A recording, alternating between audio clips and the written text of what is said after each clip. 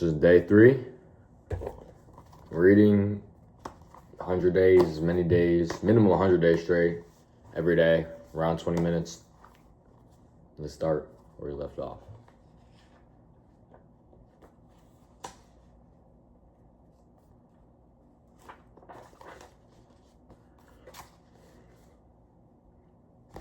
Good luck, old man.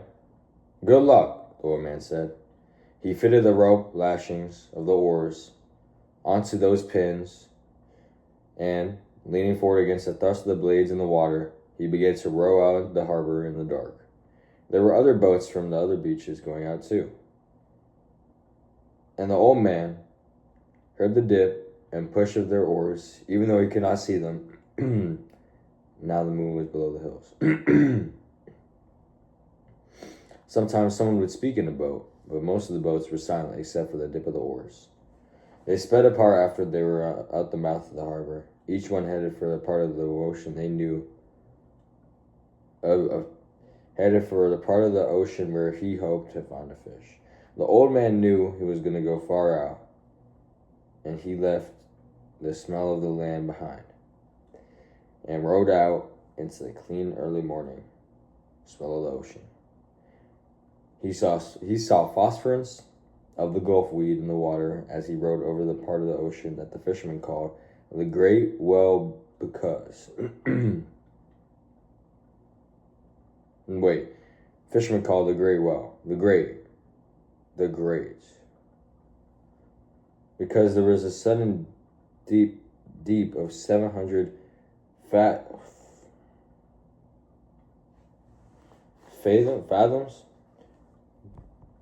where all sorts of fish congregated because of the swirl of the current made the steep walls of the floor of the ocean.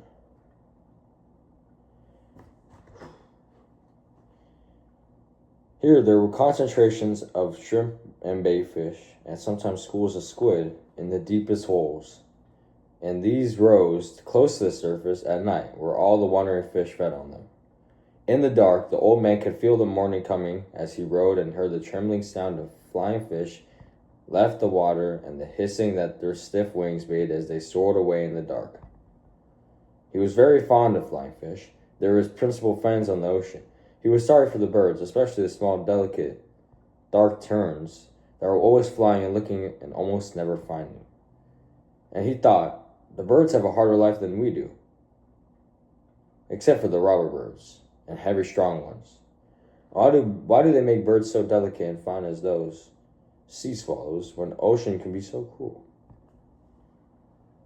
She is kind and very beautiful, but she can also be so cruel, and come so suddenly as such birds that fly, dipping into hunting, with their small, sad voices are made too delicately for the sea. He always thought of the sea as la mar, which is what the people call her in Spanish when they love her. Sometimes, those who love her say bad things of her, but they are always said as though she were a woman. Some of the younger fishermen, those who used buoys, I don't know how to pronounce it, boys, as floats for the lines and motorboats, brought when the shark livers had brought much money, spoke of her as El Mar, which is masculine. They spoke of her as a consistent or a place, or even an enemy. But the old man always thought of her as feminine, as something that would give or withheld great favors. And if she did wild or wicked things, it is because she did not help them. The moon affects her as it does a woman, he thought. He was rolling steadily, and it was no effort for him, since he kept well within the speed of the surface. His speed. And the surface of the ocean was flat, except for the occasional swirls of the current. He was letting the current do a third of the work, and it started to be light when he saw it was already further out than he had hoped to be at this hour. I worked the deep wells for a week and did nothing, he thought. Today I'll work out here where the schools of Bonito and Albacore are and maybe there would be a big one of them. Before it was really light, he had out his baits and was drifting with the current. One bait was down 40 fathoms. The second was already at 75, and the third and fourth were down in the blue water at 100 and 125 fathoms. Each bait hung head down with the shank of the hook inside the bait fish, tied and sewed, tight and sewed solid. And all the projecting parts of the hook, the curve, and the point, was covered in fish and sardines. Each sardine was hooked through both eyes, so they made half a garland on the projecting steel. There was no part of the hook that a gray fish could feel which was not sweet, smelly, and good tasting. The boy had given him 2 fresh small tunas, or albacores, which hung onto the 2 deepest lines, like plummets, and on the other ones, he had a big blue runner and a yellow jack that had been used before. They were in very good condition still, and had excellent sardines to give them scent and attractiveness. Each line is thick around as a big pencil. A big pencil was looped onto the green sapped stick.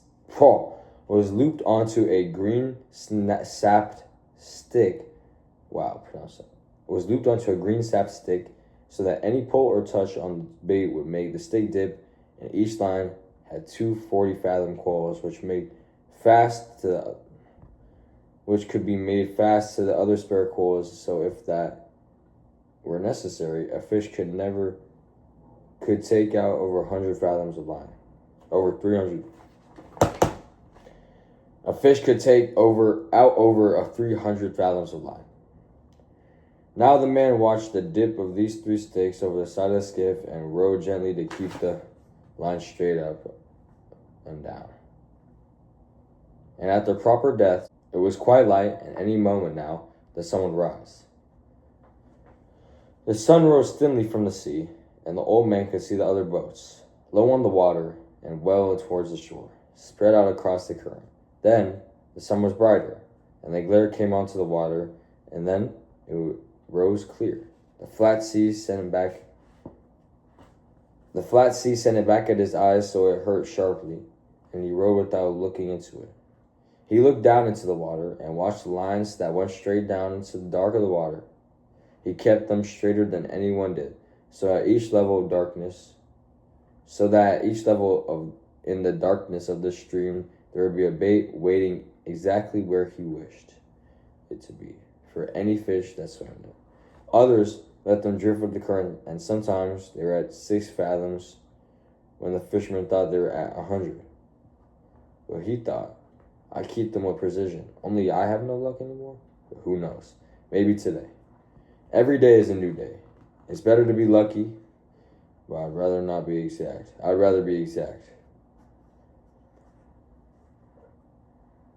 Then, when luck comes, you are ready. The sun was 2 hours higher now, and it did not hurt his eyes so much to look into the east. There were only 3 boats in sight now, and they showed very low and far in shore. All my life, the early sun has hurt my eyes, he thought. Yet they are still good.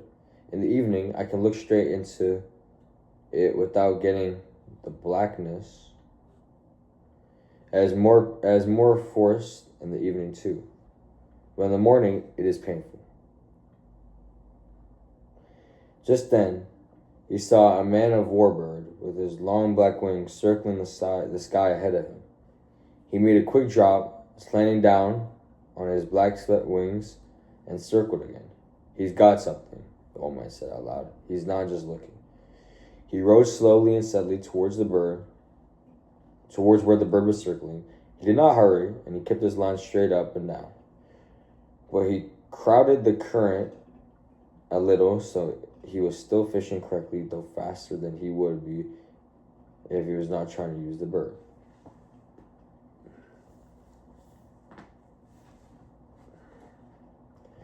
The bird went higher in the air and circled again.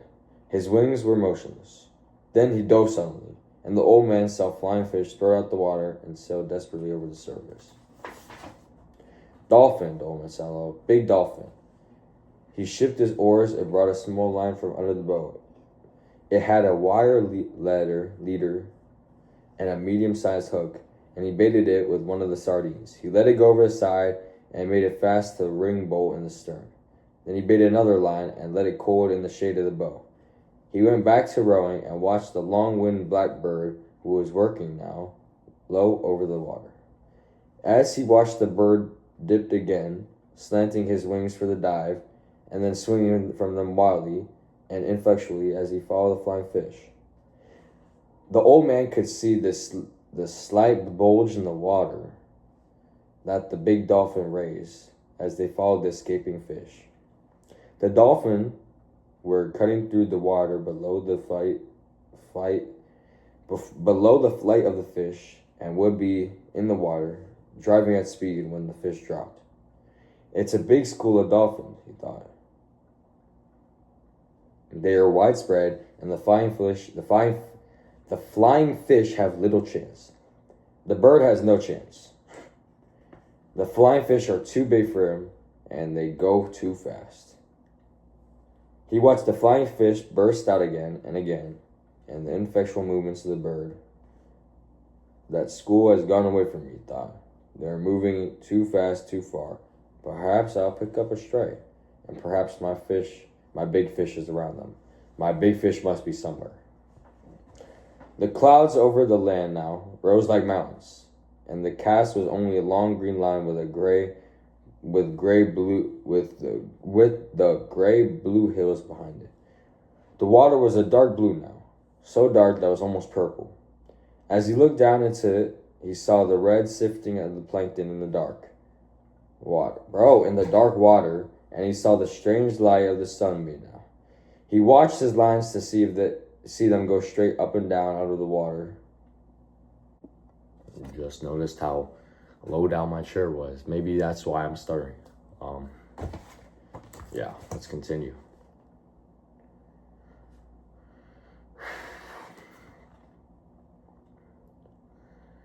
The clouds over the land now rose like mountains, and the coast was only a long green line with the gray-blue hills behind it. The water was a dark blue now, so dark that it was almost purple. As he looked down into it, he saw the red sifting of the plankton in the dark water and the strange light the sun made now. He watched his lines to see them as they went straight down out of sight into the water,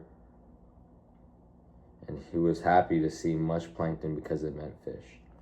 The strange light sun made when in the water, now that the sun was higher, meant good weather, and so did the shape of the clouds over the land. But the bird was almost out of sight now, and nothing showed on the surface of the water but some patches of yellow, sun-bleached sagrasso weed, and the purple formalized, iridescent, gelatinous, bald bladder of a Portuguese man of war floating close beside the boat. It turned on its side and righted itself. It floated cheerfully as a bubble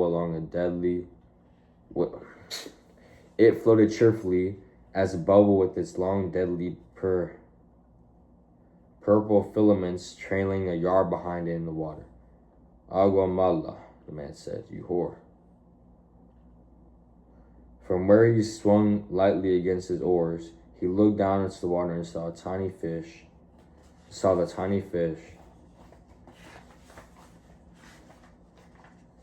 were colored like the trailing filaments and swam between them and under the small shade of the bubble made as it drifted.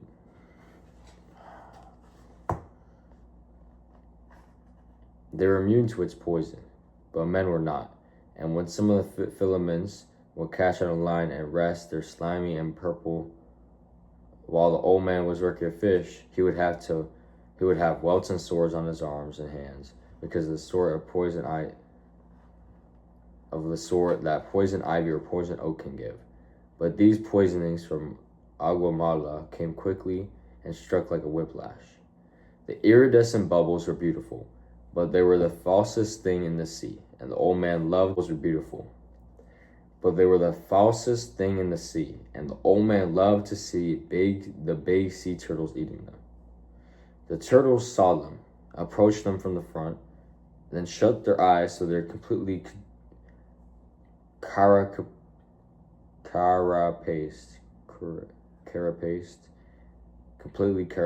and ate them, filaments and all. The old man loved to see the turtles eat them, and he loved to walk on them on the beach after a storm and hear them pop when he stepped on them with their horny soles of his feet. He loved green turtles and hawkbills with their elegance and speed and their great value. And he had friendly contempt for the huge, stupid loggerheads, yellow in their armor planting, strange in their love-making, and happily eating the Portuguese men of war with their eyes shut. He had no mysticism about turtles, although he had donned in turtle boats for many years. He was sorry for them all, even the great trunkbacks that were as long as a skiff and weighed a ton. Most people are heartless about the turtles because the turtle's heart will beat for hours after he's been cut up and butchered. But the old man thought, I have such a heart too, and my feet and hands are like theirs. He ate the white eggs to give himself strength. He ate them all, though. He ate them all through May to be strong in September and October for the truly big fish. He also drank a cup of shark liver oil each day from the big drum in the shack where many other fishermen kept their gear. It was there for all fishermen who wanted it. Most fishermen hated the taste, but it was no worse than getting up at the hours that they rose, and it was very good against all colds and grips, and it was good for the eyes. Now, the old man looked up and saw the bird was circling again. He's found a fish, he said aloud. No flying fish broke the surface, and there was no scattering of bait.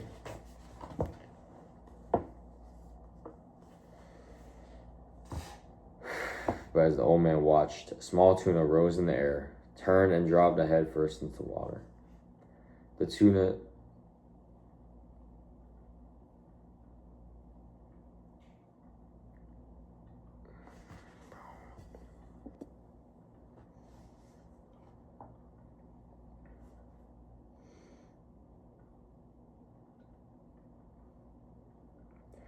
tuna shone silver in the sun, and after he had dropped back into the water, another and another rose, and they were all jumping in all directions, churning the water and leaping long jumps after the bait. They were circling it and diving in it. If they don't travel too fast, I will get into them, the old man thought, and he watched the school working up the water white, and the bird now dropping and dipping into the bait fish that were forced to the surface in their panic. The bird is great help. The bird is great help, the old man said, just like the stern line that came taut under his foot, where he had kept a loop of line and dropped his oars and felt the weight of the small tuner's shivering pull as he had held the line firm and commenced to haul it in. The shivering increased as he pulled it in. He could see the blue back of the fish in the water and the gold of the sides before he swung over him the side into the boat. He lay in the stern in the sun, compact and bullet-shaped in his unintelligent eyes, staring as he thumped the light out against the plank of the boat. With the quick shivering strokes of his net, fast-moving tail, the old man hit him on the head for kindness and kicked it. His body was still shuddering under the shade of the stern. Albacore, he said aloud. He'll make a beautiful weight. He'll weigh 10 pounds. He did not remember when he had first started to talk aloud when he was by himself. He had sung when he was by himself in the old days, and he had sung at night time sometimes when he was alone, steering on his watch in the smacks or in the turtle boats. He had probably started to talk aloud when alone, when the boy had left, but he did not remember. When he and the boy fished together, they usually spoke only when it was necessary. They talked at night or when they storm-bound or by bad weather. It was considered a virtue not to talk unnecessarily at the sea. The old man had always considered it so, and respected it. But now, he said his thoughts aloud many times since there was no one that they could annoy. If the others heard me talk aloud, they would think I'm crazy, he said out loud. But since I'm not crazy, I do not care. And the rich have radios to talk to them in their boats and bring them baseball.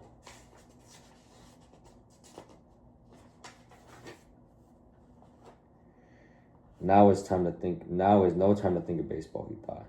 Now is the time to only think of one thing, that which I was born for. There might be a big one around that school, he thought.